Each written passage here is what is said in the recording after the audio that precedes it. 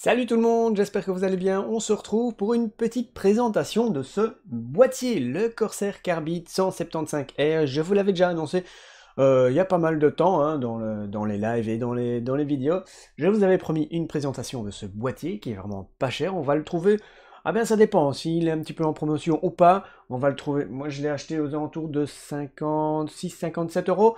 Il peut monter jusqu'à 60-70 euros. Mais en dessous de 60 euros, c'est vraiment une très très bonne affaire parce que c'est un excellent boîtier.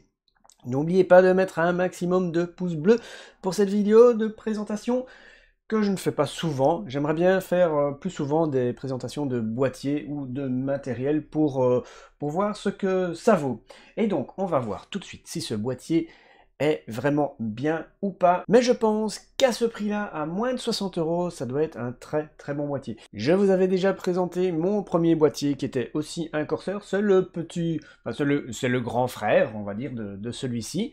Mais il n'y a pas grand-chose comme différence de taille, vous allez le voir. Et ce boîtier est un boîtier ATX, micro ATX, mini TX. Vous allez pouvoir mettre toutes les configurations.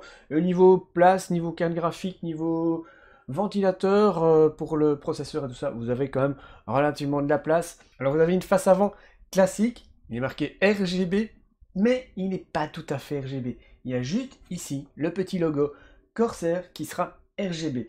Donc face avant toute simple. Sur le côté, on va retrouver évidemment une vitre en verre trempé, pas en plexiglas, avec 4 vis à main qui sont relativement faciles à enlever. On peut le voir, elles sont... Il y a aussi une petite encoche, voilà. Si le focus veut bien se faire. Donc, très pratique, très facile à ouvrir.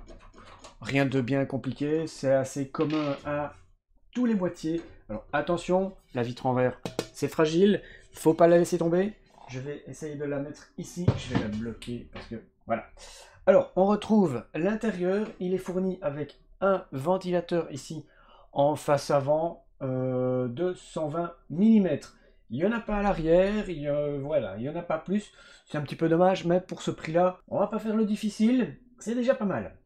Qu'est-ce qu'on retrouve à l'intérieur? Eh bien, vous avez l'emplacement pour votre carte mère. Vous avez ici en haut les connectiques qu'on verra tout de suite après. Vous avez des petits passages de câbles en caoutchouc. Et ça, c'est plutôt pratique. Vous en avez un ici aussi. Ça, c'est bien celui-ci. Ça, c'est très très bien. Vous avez 3 belles ouvertures pour passer les câbles. Voilà, il est très très complet. Vous avez aussi des belles petites ouvertures ici en haut pour passer encore des câbles. Il y a vraiment beaucoup de possibilités. Donc ça, c'est plutôt pas mal. Vous avez une petite aération ici pour laisser passer l'air de l'alimentation, tout simplement. À l'arrière de ce boîtier, eh bien, on va retrouver... Voilà, c'est une face arrière très classique. L'emplacement pour l'IO Shield. Ici, les emplacements, bah, si vous mettez une carte graphique, si vous mettez une carte Wi-Fi, une carte son, vous pouvez mettre tout ce que vous voulez. L'emplacement de l'alimentation. Vous avez un petit filtre à poussière. Voilà, très classique. Il est pas très grand, c'est lavable. Voilà. Alors, ensuite, on passe à la face latérale de l'autre côté. Vous avez juste 2 petites vis à dévisser. Vous tirez, vous ouvrez, et puis c'est terminé. C'est très facile à démonter. On retrouve ici à l'arrière, eh bien, 2 emplacements pour des SSD. Vous avez les passages de câbles. Vous avez ici tous les câbles qui viennent du panneau au-dessus. Vous avez ici un rack, 2 racks pour mettre des disques durs en 3 pouces et demi. Vous pouvez mettre du 2 pouces et demi aussi. La petite boîte avec toutes les fournitures, les vis et tout ça. Voilà, vous avez bien la place pour l'alimentation. Attention, alimentation pas trop grande non plus. Vous avez des petites attaches pour mettre des serre-câbles un petit peu partout. Et ça, c'est plutôt bien. Vous en avez même ici sur le côté. Ici, donc, voilà, il y a beaucoup de possibilités pour attacher vos câbles. Et ça, c'est très, très bien. Alors, on va passer à la face supérieure. On peut le voir, vous avez une grande aération ici avec un filtre anti-poussière qui est magnétique. Et niveau ventilation, vous pourrez mettre 2 fois 120 mm ou 2 fois 140 mm. Vous avez une grande ouverture ici pour laisser passer l'air, vous avez la même juste en dessous, et puis on retrouve sur le dessus de l'USB 3.0, il n'y a pas d'USB 2.0, ça c'est plutôt pas mal. Vous avez la prise pour le casque, le micro, le bouton reset, le bouton power, et puis voilà, c'est tout, il n'y a pas besoin de plus, c'est nickel. Et comme je le disais, en dessous, eh bien, on retrouve encore une grande ouverture pour laisser passer le flux d'air par le dessous ou par le dessus. Vous avez 4 pieds en plastique avec un petit patin en caoutchouc, tout simplement. Donc voilà. Alors au niveau des dimensions, ce boîtier, vous allez pouvoir mettre du water cooling en 360 mm sur l'avant. Vous pourrez mettre du 280 mm, du 240 mm, du 120 mm, il y a beaucoup de possibilités. Au niveau de la carte graphique, la taille de la carte graphique, vous allez pouvoir mettre jusqu'à une longueur de 330 mm, ce qui est déjà plutôt pas mal, hein. Et pour le ventirad, jusqu'à 160 mm d'épaisseur. Et 160 mm d'épaisseur pour un ventirad, ça laisse déjà pas mal de choix. Tous les ventirades que je vous ai présentés sur la chaîne passeront dans ce boîtier, ce qui est déjà excellent comme configuration. Et niveau water cooling, vous avez déjà largement la place, vous avez de quoi faire. Franchement, c'est un très bon boîtier. Verdict pour ce boîtier, est-ce que il vaut le coup? Est-ce qu'il vaut la peine?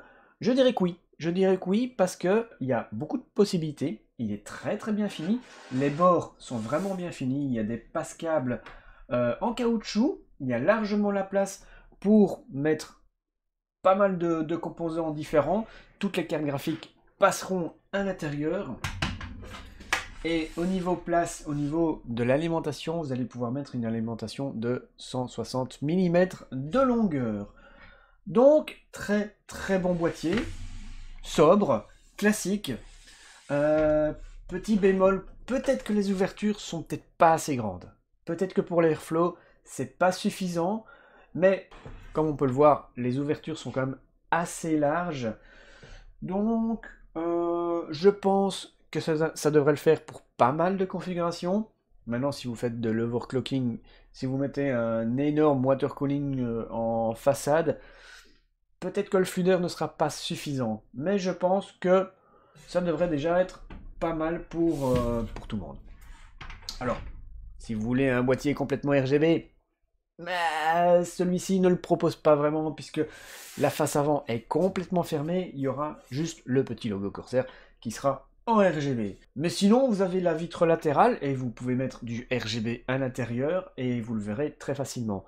Alors petit inconvénient chez Corsair, ils font souvent ça, je vais vous le montrer, c'est une vitre, elle n'est pas complètement transparente, elle est légèrement fumée, vous voyez, c'est légèrement fumé, ça donne un petit style, un petit look différent, et ça peut très bien passer pour certaines configurations avec un petit peu d'éclairage à l'intérieur, un petit peu de RGB, avec des belles mémoires RAM RGB Pro de chez Corsair, et même quelques ventilateurs, 3 ventilateurs 120 mm en RGB, 2 au-dessus, 1 à l'arrière, et franchement, ça sera vraiment nickel. Voilà, si ce boîtier vous intéresse, n'hésitez pas, hein, vous avez le lien dans la description, c'est un excellent boîtier pour son prix.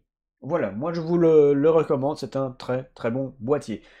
J'espère que vous avez apprécié, n'oubliez pas de mettre un petit pouce bleu, hein, comme d'habitude, à vous abonner à la chaîne si ce n'est pas encore fait, et on se retrouve vendredi pour une autre vidéo, et dimanche pour le live hardware, je vous attends très nombreux. Je vous souhaite à tous une bonne fin de journée, bon après-midi, bonne soirée, tout dépendra de quand tu regardes cette vidéo, bien évidemment, et je vous dis à bientôt. Ciao tout le monde!